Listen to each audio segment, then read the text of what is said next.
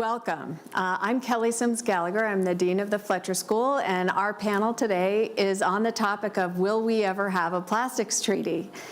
We have a wonderful panel with us. I want to recognize the Honorable Jessika Roswall, the Commissioner for Environment, Water Resilience, and a Competitive Circular Economy for the European Commission. Alfred Stern, the CEO of OMV AG, and Frank Tang, who is Chairman and CEO of Fountain Vest Partners Asia from Hong Kong. And we are also very honored to have the President of Timor-Leste, José Manuel Ramos Horta, who will make an address later in our panel. Just to set the stage for our live audience, in August 2025, negotiations for a global plastics treaty stalled once again, leaving the world without a clear path forward. Meanwhile, plastic pollution continues to pose growing challenges for climate, health, and economies around the world. So the question before us is, can leaders still find common ground and build the trust needed to reach a meaningful agreement? Our objectives today are to draw attention to the growing climate, health, and economic costs of plastic pollution, identify the critical priorities towards landing a treaty, and maybe we can get into some conversation about the different pathways for doing that and approaches. And we also want to highlight innovative technologies addressing multiple environmental crises at once.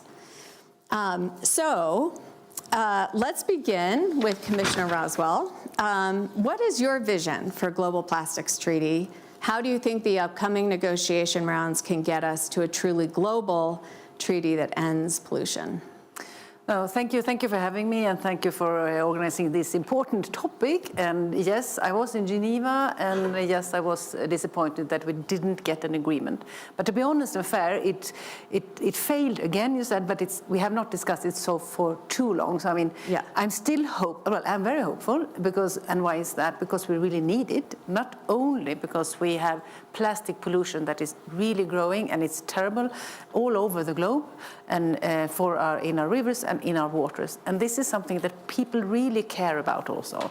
And of course it's important for our health, and all this is also important for our industries to have a robust framework. So I think there are all the reasons there. Then multilateral negotiations today is of course difficult. Well, they're always difficult, but they are difficult. What I want, and I'm hopeful that we can get, and I think it's necessary that we get a treaty that is future-proof, that is tackle the full life cycle of plastic. It cannot only be about reuse and reuse plastic, the full life cycle management. This is important for me. What happens now? Is that we, in a couple of weeks only, will see a new sharing this. I think that is very important. We are, as a European Union, looking for a transparent process. We want to have a share that can move the process forward. I think the momentum is here now, and that's why it's important that the share also put a pathway on how he or she sees the future of the negotiations. So the first question you said, not depressed in Geneva, not depressed, but I was of course not very happy, but I am still very hopeful, because I see the need and I see that people and industries really also want a treaty. So just to do a quick follow-up, so we'll have a new chair voted on in February, I believe, and at that point, that person, the chair, will have a strong role to play in terms of shaping the process going forward. How do you see, what kind of a productive process do you envision? Because there is always the challenge of having a universal treaty that applies to everyone with a consensus voting process, or moving to a different process that isn't consensus-based, but might allow you to move faster and be more productive? I mean, on the first part of the question is, of course, I hope that the new chair takes some experience from what we've done so far and why it didn't succeed in Geneva, and learn from that and see how can we move forward. I think that we have, I mean... Can you say a little bit about some of the challenges? Well, of course, we are a big group of ambitious countries. Who wants to see an ambitious treaty because that is what people want and what the globe needs. Then, of course, and you're referring to the high ambition. The high ambition, exactly. Yes. But with that said, we also need to be. If we want to have a treaty, everybody needs, as in all negotiations, need to move and see where is some kind of consensus. As I said, for me, it's important to have a future-proof treaty, but also a treaty that is tackling from the whole process, the whole life cycle of plastic, because that is what we really need. I also want to, so I mean, that the new chair takes into account the different views, but also trying to put the path to the next INC when we will meet. But I don't know when that will be, but I think it's very important that we prepare that work and in a very open and transparent way. From my part of view, at the moment, of course, I'm trying to also reach out to different countries and also industries to see where can we move forward, because I really want to see this treaty, so it's not that I'm only waiting for a chair. I'm also trying to, being here, talk about it, but also, well, at the same time, the European Union, we are moving forward with a lot of regulations also to decrease the amount of plastic pollution, because we see that the plastic pollution, the plastic consumption in one way also is growing extremely, and we cannot really handle it. So we need to be more sustainable in that. So I'm hearing from you, you want a universal global treaty that covers the full life cycle of plastics. Okay, let's go next to Alfred Stern. Can you talk a little bit about how OMV sees this? You have invested substantially in plastic circularity infrastructure, building some new factories for plastic separation and so forth. So please tell us a little bit about how you look at this. Yeah, I will be happy to do so. But first of all, thank you for inviting me to the panel here. Great to be here. Maybe I start saying at OMV, circularity is part of our strategy. And when we talk about our purpose of reinventing everyday essentials, this is what we mean. How can we move from a linear supply chain to a circular supply chain? And we have done quite a significant number of investments, both in innovation, but also in assets in order to achieve that. But in my view, it's really important to, in those kind of activities, to stay focused on the issue at hand.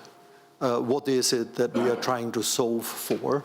And what we are looking for is regulatory support in order to drive this circularity agenda forward. Now, let me look a little bit on a higher level on this. And I think that's important. If you look at 8 billion people in this world trying to live better lives, then I think the 3 R's are still important, right? And to start with, reduce. And that would actually mean we need to make sure that we use material efficiency to the maximum possible. We should avoid applications that are unnecessary. And we should make sure we use the materials that have the best sustainable efficiency that there are.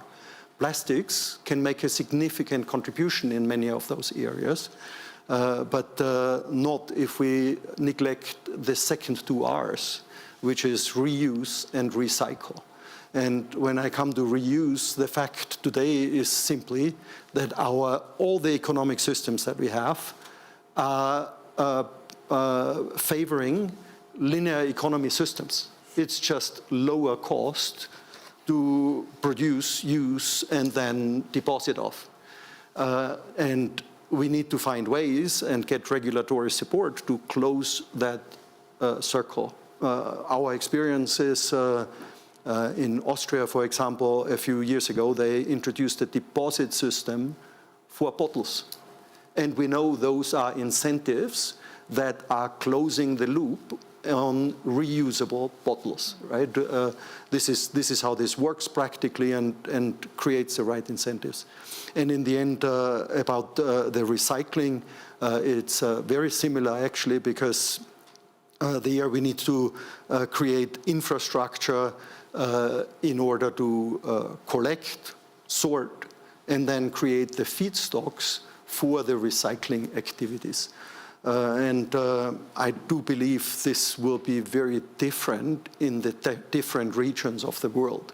And when I think about the plastics treaty, I would want to make sure that we keep that in mind, that not all the regions are the same. If I look here in Europe, waste collection is standard, but all of us also pay for waste collection.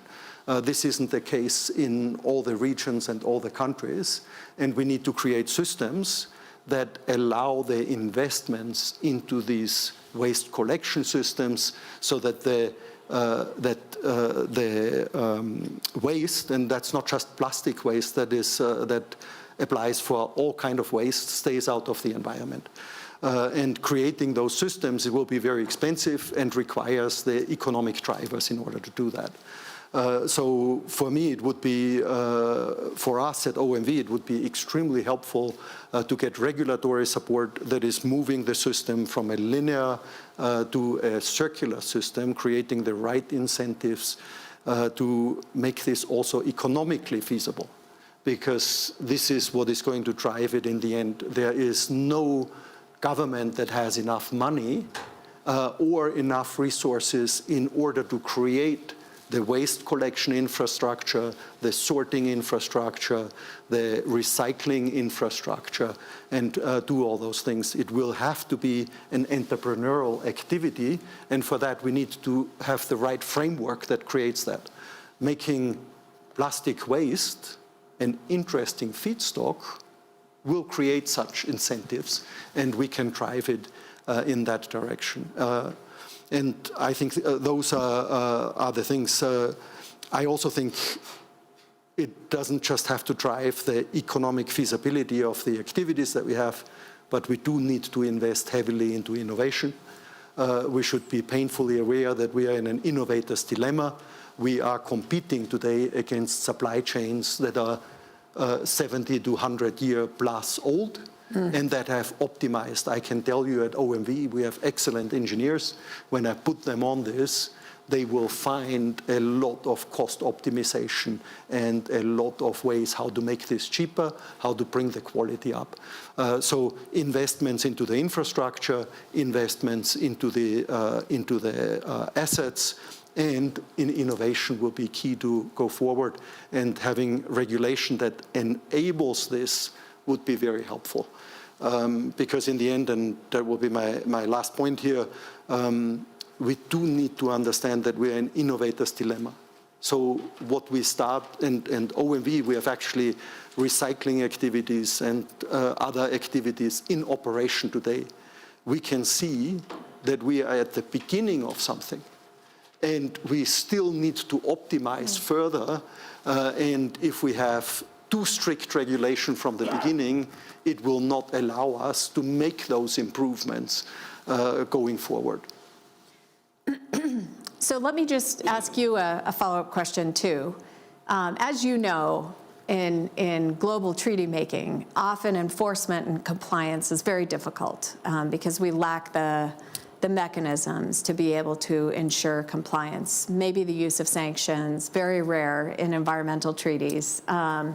So what would you prioritize in terms of that regulatory support? You mentioned you're looking for at the national level, or maybe in the EU case, at the Commission level. And what would you prioritize in terms of the types of regulatory support you're looking for from a global treaty? Yeah, I think, of course, the national implementations are key, and we can see that every day in the EU, right, that things that get decided in Brussels then take quite a long time in order to be rolled out in the different countries. So if we can make that more efficient, that would always be good in order to do that. But I would want to look at it from a global perspective, because with waste in total. This is not just plastic waste, but also plastic waste. But I think it's even more important in hazardous waste, right? There is a global trade, and that is an effect of the legal situation, about the regulatory frameworks being very different in different regions of this world. And this doesn't make any sense, right? Waste should be a raw material and should not be something that we export for reprocessing in other places. So creating those kind of conditions to make sure, Europe is a net importer of plastics. Yeah, we shouldn't be. We should recycle that and keep the feedstock in the region. It is going to make us a stronger economy. We shouldn't be shipping out the waste to other places. And I think from that perspective, a global treaty would be extremely helpful, but does require the translation into regional laws. I think the commitment from governments will be extremely important. We have started in 2017 a project called Project Stop in Indonesia. And we picked Indonesia as a partner because there was a very strong commitment of the regulator that they wanted to address the plastic waste thing, and that was extremely helpful. So it sounds like you're looking for a harmonized approach through the Global Plastics Treaty so that we're not creating a lot of differentiation of policy at the national level. To create more of that level playing field. Yeah, I think the issue or the piece that we need to keep in mind, and that was my plea for making sure we recognize the different speeds in the different region. I do think things that might be feasible in developed economies might be a lot more difficult in developing economies. And making sure that we recognize that and we create a treaty that allows for this is extremely important, because otherwise it can only fail. Right? If we put requests on people that cannot afford it, how can they agree to this? So that brings up the very important question of finance and who's going to pay for some of the transitions. So I think it's a great transition to Frank Tang. What would your message be to the negotiators of a global plastics treaty? How do you think about this as an investor? I think, the role of finance in this. What Alfred said resonated with me a lot in terms of different efforts. We are a private equity fund focusing on consumer products investments. We also have I have an industrial investment side as well. But consumer products is where a lot of plastics are being used, and this is clearly an area of our focus. First of all, I say, Commissioner, what are you doing in terms of pushing and coordinating to get the global plastic treaty done is very, very important. And we do see that private sector plays a very important role. And for us, the incentive is, number one, consumers want this. And if we're able to make recyclable products available to consumers, and if the price is not significantly at a premium, consumers all want to choose those products. So in order to address this, we need to look at the whole problem to break it down into smaller problems. First is to use less to begin with. So we actually need to design the products to make it using as less plastics, achieve the same function as possible. It's difficult to do. And second is last longer.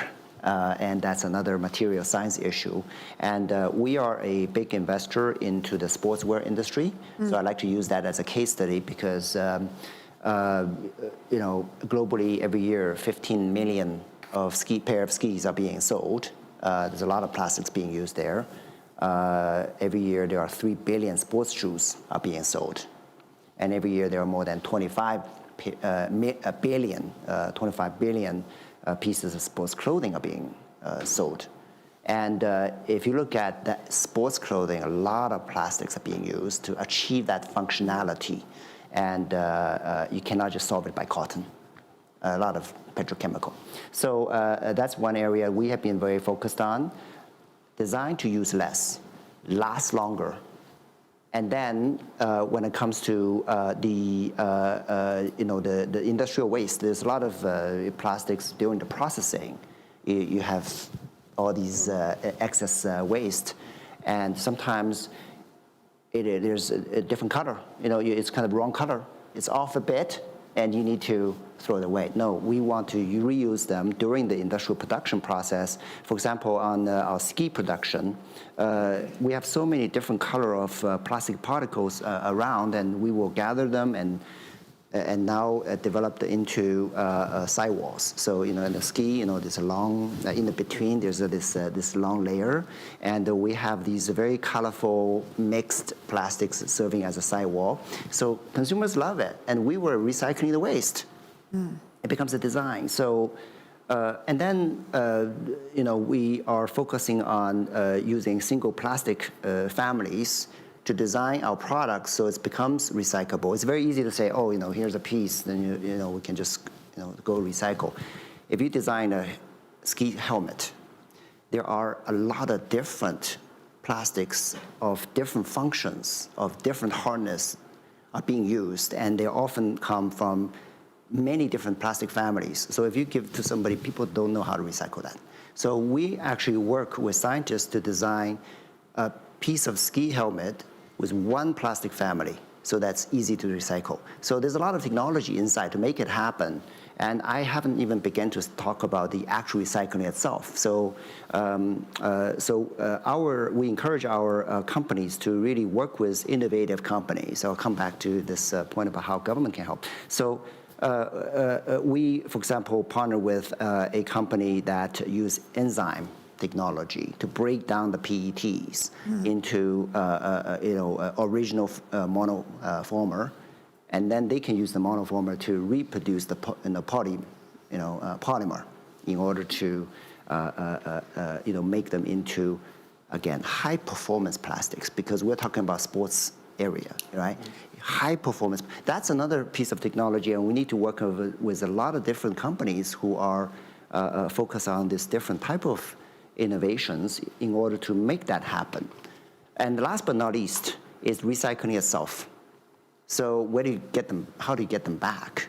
So we kind of designing all kinds of different programs to make that happen. For example, we have our sports shoes that carries a QR code for consumers to, at the end of the useful life, scan the QR code, register it, and then they just give it to the post office and send back for free. We have to have that whole closed loop in order to make that happen. And one challenge Alfred mentioned is that when you have the linear program, it's always cheaper than this whole closed loop recycling. Right now, because we are able to use less, last longer industrial waste, we are already able to achieve savings when it comes to this full circular products. Now, you're adding on the recycling program that's gonna cost us money, right? So I would say that when it comes to the government and the support on the regulator side, how can we promote this recycling programs to actually get that start to churn, right? We have the technology available, but we need to get the stuff back. The second, that requires a whole, not just one company. Frank, you had started with this idea of incentives for consumers. Can I ask you to say a little bit more about that? Because it sounds like right now incentives are misaligned. Consumers don't have really clear incentives in every country to make that recycling decision rather than, throwing the shoes in the trash, right? Right. So what kind of incentives do you think would be helpful? I think for consumers, they just want the same products, eco-friendly, but at the same price. If you ask them to pay a substantial premium, unfortunately, consumers today are still not willing to. So we just have to deal with that reality and make sure that we are able to achieve that full recycle. Again, if we just recycle the waste very well and we use less, we are already able to achieve savings. So our companies are already incentivized to do that because we are able to price it the same. Yeah. So that's one thing. Now, sometimes a less cost issue. It's more of a habit issue. For consumers, it's just it's a hassle to think about, okay, I need to scan the QR code and go to post office and is there some a bin somewhere I can just throw it in? But I still need to carry them, and remember to on the way to go to office and try to throw it somewhere, right? It's just a hassle. So that requires a longer consumer education, but that convenience, that program cannot be easily created by one single company. I think it does require government regulators to help to make that system work better. One type of policy that strikes me as potentially helpful in this domain, again, we'd be more at the national level here, would be some sort of fee-based system where you're imposing some sort of fee on purchase of non-recyclable, products, and providing a rebate to incentivize the consumers to actually, take that extra trip to the post office and make the decision to recycle. So there is actually these kind of incentive schemes around in different regions of the world. I think in Europe we have quite a lot. Yeah. I mentioned deposits on bottles. Right. Yeah, you can maybe argue maybe there's some countries in the world where this works without a deposit. But we have clear studies that show deposits increase the return rate very significantly of bottles, right? So those are incentive systems that show to people that we are interested in bringing these things back, right? Yeah. That can be extended, but also extended producer responsibility systems like EPR systems like we have in Europe since many, many years that are requiring that packaging materials are collected and brought back. This is what helped us in Europe to build up the waste collection systems that we have and to finance them. And these kind of ideas, I think, one can build on. Yes, go ahead. I totally agree also what has been said on the circularity and the circular economy, and I think which is the most important thing for us, and in this crucial moment also necessary, due to that we in Europe we don't have all the resources, so we need to treat the waste as a feedstock, as you say. But here I think that we need to do this, and today, as you say, and that depends on a lot of different materials we're talking about, of course, but the linear model has been there forever. We need to go to circular, and it's true that sometimes the virgin materials, whatever that is less expensive than the secondary. So we need to do a lot of things, both I think to also change consumers' mindset. Yes. Well, and also me as a policymaker, we all need to have a change of mindset here. Because I absolutely agree with you. And today, nobody wants to pay this premium price. Not only consumers don't want to pay it, but neither in business to business. So we need to change, because I don't think that it's written in stone that the linear model gives the lower price. Also, circularity has the possibility. So change of mindset for all of us, but also, of course, building the infrastructure. And yes, we have a lot of different incentives in Europe. The problem, I would say, from a European perspective is that we have many, not only 27, but we also can add on different regions. So we have a problem that I think that I need to focus on, and together with my different governments around Europe, on how to harmonize things to actually get the scale to get the business model in this. Absolutely. Maybe just two pieces.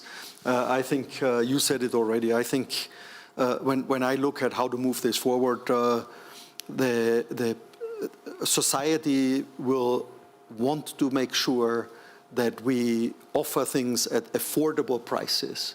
So if we don't have enough innovation and technology in order to keep the cost under control, this will not get a very good reception, in my opinion, and it will be difficult to move people along.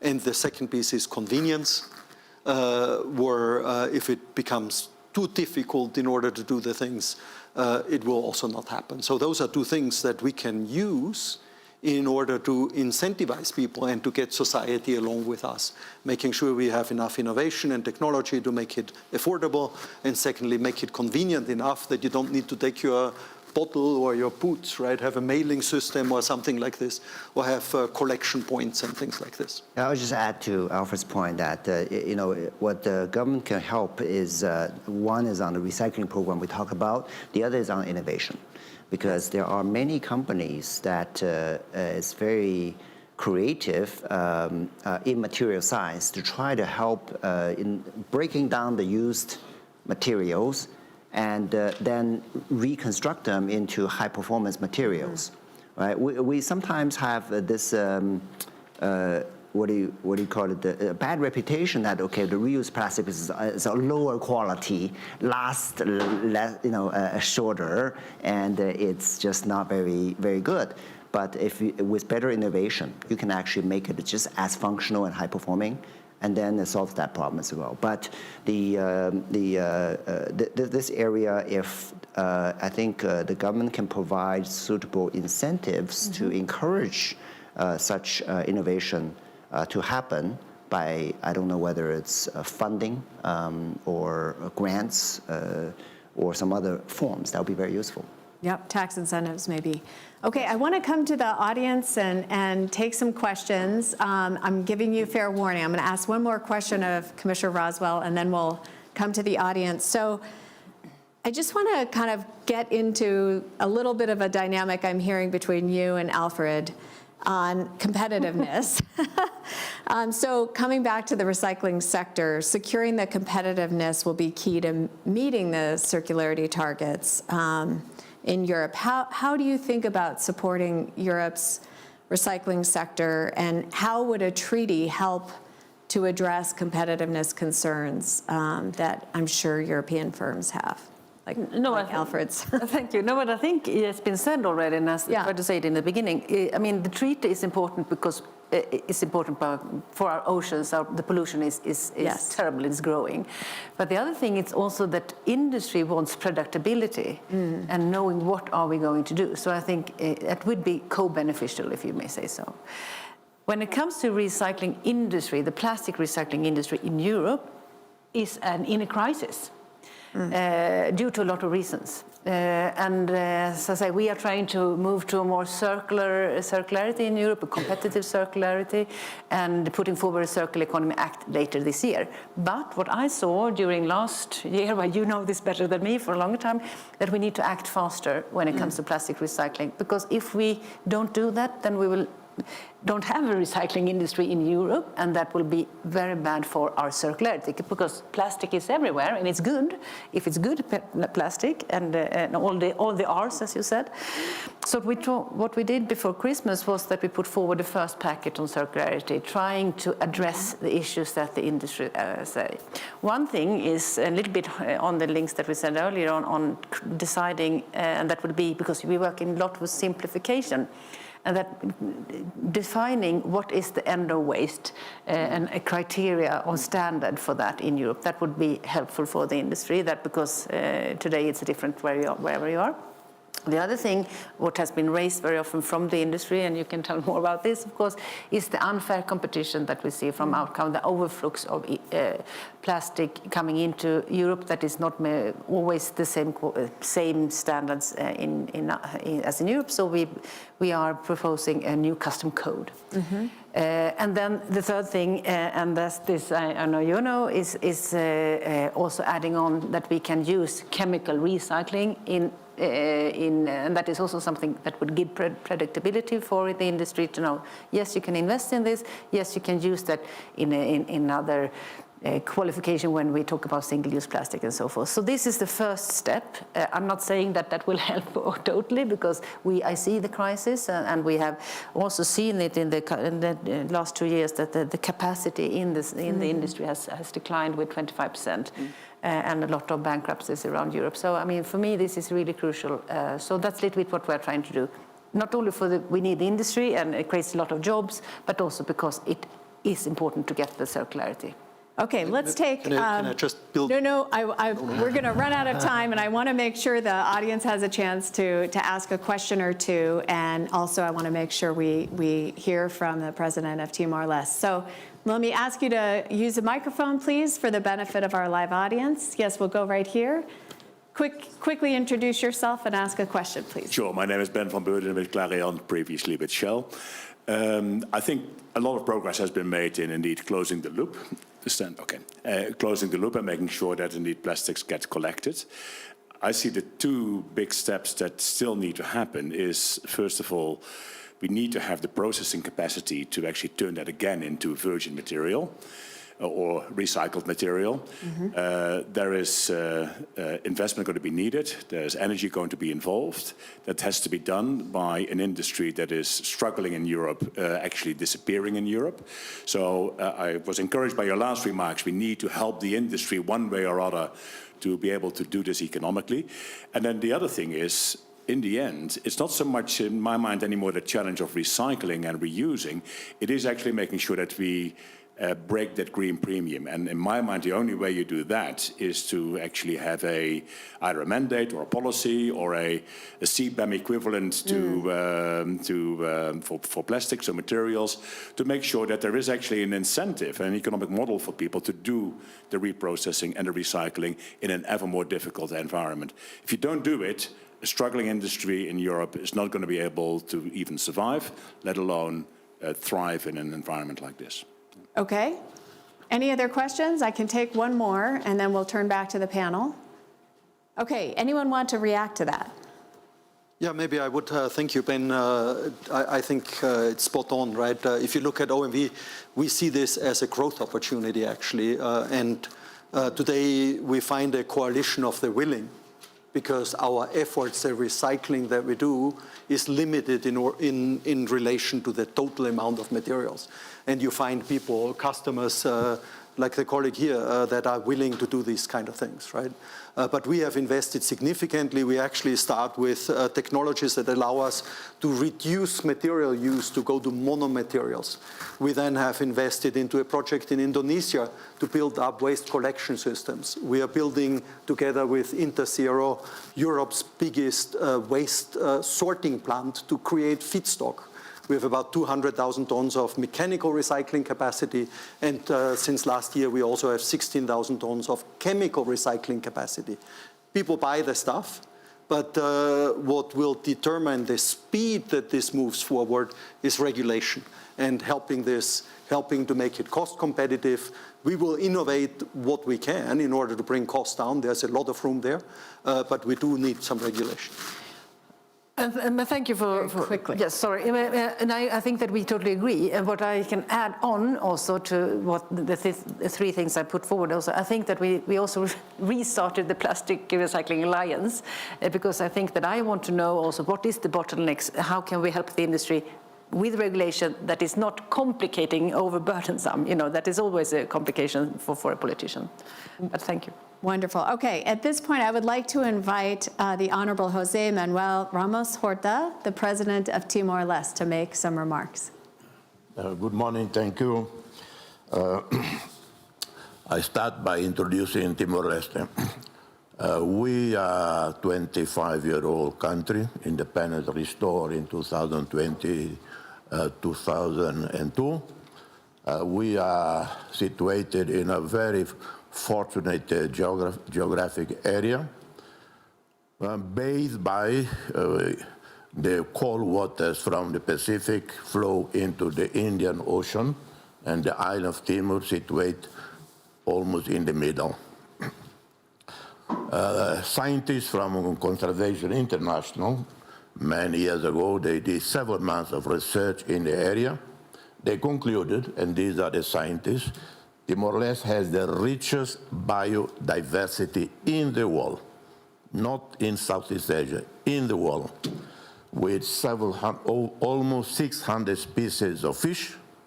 Previously, the more well-known was Raja Ampat.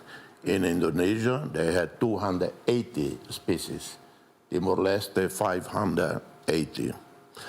Every year, September to December, is the visitation to Timor-Leste from the whales, blue whales coming from Tasmania, elsewhere in the south. They travel through the Western Australia and then stop several weeks, months in the waters of Timor, very close to the shore, where they feed themselves with millions and tens of millions of krills. We have dugongs that are visibly seen, and then, of course, hundreds and hundreds of dolphins. And this is the paradise that we want to protect, but not easy. A bit like the drug. You know, I used to work my second time as president, first time 2007, 2012. When I finished 2012, Ban Ki-moon asked me to mediate the conflict in West Africa. And I had to deal also with drug trafficking in the region. And what is the problem of drugs in West Africa? It's only transit. Transit from Latin America there and then to Europe. So it's produced in Colombia, Peru, Bolivia, cross the Atlantic, and then stored in West Africa and then to Europe. Two poles of the drug problem. One, those who produce, and those who, at the end, they like it too much.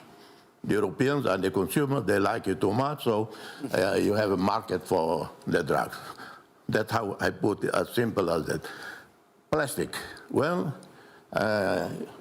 today is no longer only the rich countries producing plastics. Malaysia, Indonesia, all the countries in Southeast Thailand, everybody produce plastics. And those of us who buy food from all these countries, from toothpaste to shampoo, to soap, to noodles, and whatever else. Plastic is not only what you go take the bags, a plastic bag to the market, but everything that you consume. And the irony, the travesty of all of this is that we have to pay for the harmful plastic that we have to buy because we need all these things.